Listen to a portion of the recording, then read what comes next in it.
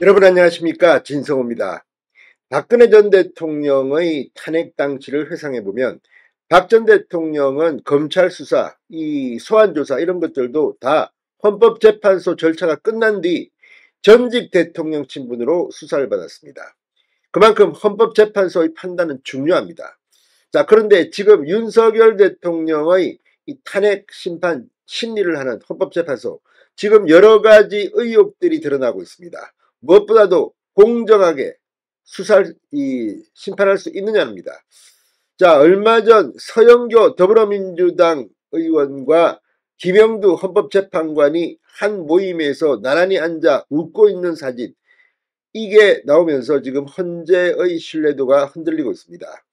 자, 이 건은 지금 수사 의뢰된 상태입니다. 자, 그런데 바로 그 중심 인물 김영두 헌법재판관이 방금 전 기자들에게 헌법재판소의 윤 대통령 탄핵 심리와 관련해서 이야기를 했습니다. 자, 여기서 우리가 주목할 것은 그 내용도 내용이지만 지금 헌법재판소에는 공보관과 부공보관이 기자들에게 브리핑을 하고 있습니다. 그런데 헌법재판관, 지금 진보 성향, 보수 성향, 중도 성향, 스타일도 다양하고 헌법재판소는 단체로, 그러니까 이 의결 회의를 통해서 이야기하는 곳입니다. 그런데 김영도 헌법재판관은 계속해서 지금 마치 자신이 이 윤 대통령의 뭐 출근길 브리핑처럼 기자들에게 입을 열고 있습니다. 이게 맞는지, 또 그 내용도 가관입니다. 이게 자기 생각인지 아니면 헌법재판관들 전체의 총의인지는 모르겠으나 지금 헌법재판소가 민주당과 내통하는 게 아니냐, 이런 의심을 사게 하는 행동입니다. 자, 지금부터 국민의힘 의원들이나 보수 진영은 헌법재판소의 불공정한 사례에 대해서 집중 파고들어야 할 것 같습니다. 어쩌면 김영두 재판관이 스스로 이렇게 입을 열면서 우리는 불공정한 집단이요, 우리 마음대로 하겠소, 내 생각이 헌재의 뜻이요, 이렇게 말하는지도 모르겠습니다. 그만큼 헌법재판관 한 명이 이렇게 말하는 게 맞을까요? 자, 지금 헌법재판소 소장 직무대행이 따로 있습니다. 그리고 공보관이 따로 있고 부공보관까지 나와서 지금 브리핑을 하고 있는데 헌법재판관이 이렇게 출근길마다 입을 열고 이걸 갖다가 MBC 등은 신나서 받아쓰고 있습니다. 이게 바로 편파적이라는 겁니다. 재판은 공정해야지만 공정하게 보이는 것도 중요합니다. 지금 김영두가 하고 있는 짓 너무 가볍고 경솔해 보입니다. 어쩌면 이것이 나중에 본격적인 윤석열 대통령의 탄핵 재판에서 꼬투리를 잡힐 수도 있습니다. 헌법재판소가 자충수를 두고 있다는 생각이 듭니다. 김영두는 뭐라고 했을까요? 진성호의 융단 폭격 시작합니다. 헌법재판소를 융단 폭격합니다. 자, 헌법재판소가 27일로 예정된 윤석열 대통령의 탄핵 심판 변론 준비 절차 기일에 윤 대통령 측 대리인단이 불참해도 기일을 속행할 수 있다고 밝혔습니다. 이런 것들은 가정을 전제로 해서 말하면 안 되는 거라는 생각이 듭니다.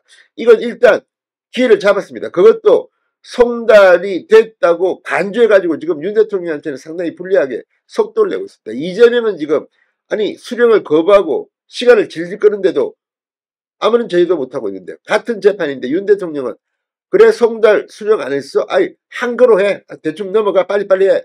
이게 지금 헌법재판소의 판단입니다. 그런데 이것도 모자라서 지난번 정청래가 노쇼, 이 이창수 서울중앙지검장의 탄핵 심리 절차에 국회 측에서 아무도 나오지 않았습니다. 그래서 곧 끝났습니다. 자, 그렇다면 지금 헌법재판소가 이렇게 윤 대통령을 압박하는 것은, 자, 지금 여론조사 보니까 윤 대통령 이제 막 까도 문제없겠다 이렇게 판단한 겁니까?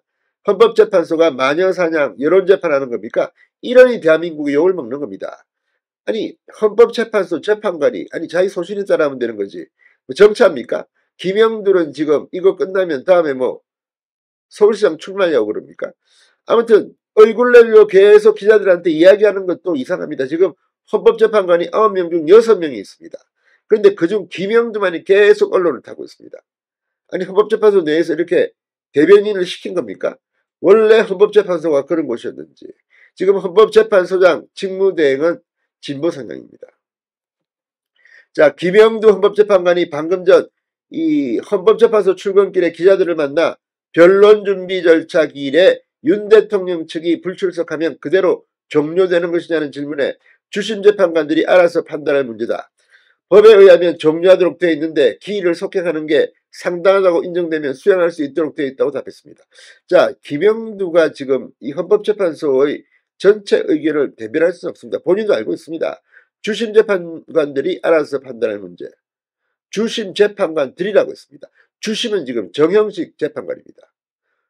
보수 성향입니다. 그런데 지금 이런 식으로 김영두가 말하는 것은 정형식 주심에게 압박하는 것일 수 있습니다. 그러면서 자기는 법에 의하면 종료하도록 되어 있는데 법에 의하면 법을 안 지키겠다는 겁니다. 예외적으로 기일을 속행하는 게 상당하다고 인정하면 수행할 수 있도록 되어 있다.